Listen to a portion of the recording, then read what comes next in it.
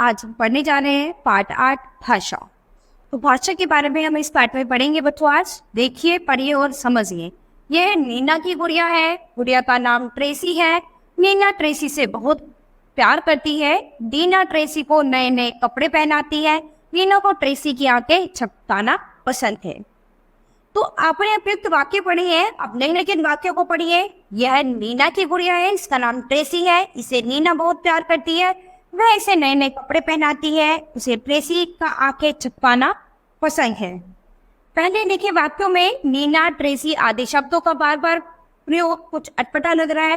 क्या है, पहले वाक्यों में नीना ट्रेसी बार बार इन्हीं की शब्दों का प्रयोग हो रहा है, तो वो थोड़ा अटपटा लग रहा है। इससे वाक्य अच्छे नहीं लग रहे। लेकिन दोबारा लिखे वाक्यों में उनके स्थान पर इसका, इसे, वह, उसे आदि शब्दों का प्रयोग से भी वही बात बहुत सुंदर तरीके से स्पष्ट हो रही है। तो यहाँ पर हमने इसे, इसका, वह, उसे इन शब्दों का प्रयोग किया है, तो ये वाक्य में अच्छे से स्पष्ट हो रहे हैं। इस प्रकार संज्ञा शब्दों के स्थान पर प्रयुक्त शब्द जो है वो सर्वनाम कहलाते हैं। जो शब्द संज्ञा के स्थान पर प्रयोग किए जाते हैं उन्हें सर्वनाम कहते हैं। ठीक है। के बाद है सर्वनाम के भेद। तो सर्वनाम के कितने भेद होते हैं? सर्वनाम के 6 भेद होते हैं।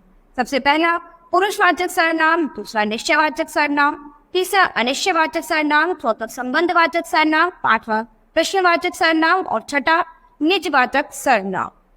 तो सबसे पहला है पुरुषवाचक सर्वनाम। तो सर्वनाम शब्द बोलने वाले, सुनने वाले और किसी अन्य प्राणी का बोध कराते हुए उन्हें पुरुषवाचक सर्वनाम कहते हैं। जैसे मैं पढ़ रहा हूँ, तुम कहाँ जा रहे हो, आज माधव नहीं आया, वह बीमार है। ठीक है। तो इसके भी 3 भेद हैं। पुरुषवाचक सर्वनाम में भी अपने 3 भेद हैं। सबसे पहला है उत्तम पुरुष, यानी बोलने वाले के अपने लिए प्रयुक्त शब्द, जैसे मैं, हम, मैंने, हमारा। तो ये शब्द क्या है? ये उत्तम पुरुष के अंतर्गत आते हैं। उसके बाद है मध्यम पुरुष, सुनने वाले के लिए प्रयुक्त शब्द, जैसे तू, तुम, आप, उसे, वे, ये आदि। ये सभी शब्द क्या हैं? ये मध्यम पुरुष के अंतर्गत आते हैं। इसके बाद है अन्य पुरुष, किसी अन्य व्यक्ति के लिए प्रयुक्त शब्द, जैसे कि यह, वह, आप। तो ये क्या है? ये हमारे अन्य पुरुष के अंतर्गत आते हैं। इसके बाद दूसरा देखेंगे निश्चयवाचक सर्वनाम। जो सर्वनाम शब्द किसी निश्चित व्यक्ति, वस्तु के लिए प्रयोग में लाए जाते हैं उन्हें निश्चयवाचक सर्वनाम कहते हैं। जैसे कि यह मेरा घर है, वहां चलो। ठीक है। तो क्या है? किसी निश्चित व्यक्ति या वस्तु के लिए जब कोई बात कही जाएगी तो निश्चयवाचक सर्वनाम कहलाती है। इसके बाद तीसरा है अनिश्चयवाचक सर्वनाम।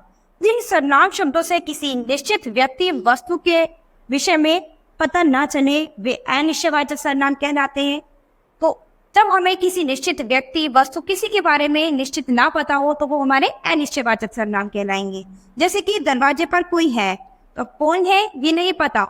वो क्या है? बात निश्चित नहीं है हमारी कि क्या कौन है वहां पर, कौन नहीं है।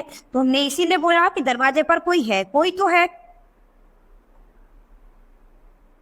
यहाँ निश्चित नहीं है कि बाहर कौन है और बालों में क्या गिरा है, अतः यहाँ अनिश्चयवाचक सर्वनाम है।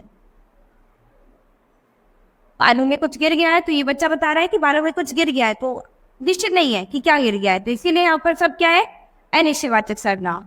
इसके बाद चौथा है संबंधवाचक सर्वनाम। ऐसे सर्वनाम शब्द जिनसे वाक्य के दूसरे सर्वनाम शब्दों से संबंध जोड़ा जाए उन्हें संबंधवाचक सर्वनाम कहते हैं। जैसे कि जो को पढ़ेगा वही प्रथम आएगा। तो क्या है? यहाँ पर पहले सर्वनाम शब्दों से संबंध जोड़ गया। ठीक है, इसीलिए ये संबंधवाचक सर्वनाम। जिसकी है गाड़ी है, उसी की है बस भी है। क्या है? आपस में संबंध बता रहे हैं।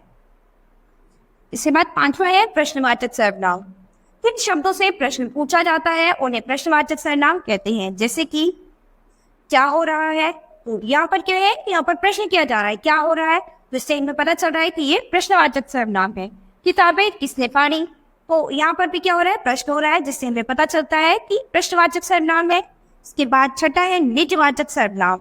जो सर्वनाम शब्द कर्ता अपने लिए प्रयोग करता है वे निजवाचक सर्वनाम कहलाते हैं। तो जब कर्ता अपने स्वयं के लिए कोई बात करेगा तो वो निजवाचक सर्वनाम कहलाती है। जैसे कि मैं अपना सामान अपने आप उठा लूंगा, तो ये अपने आप शब्द क्या है? निजवाचक सर्वनाम। मैं घर की सफाई स्वयं कर लूंगी, जब कोई काम अपने आप स्वयं के द्वारा ये सब शब्दों का प्रयोग होगा तो वहां पर निजवाचक सर्वनाम कहलाएगा।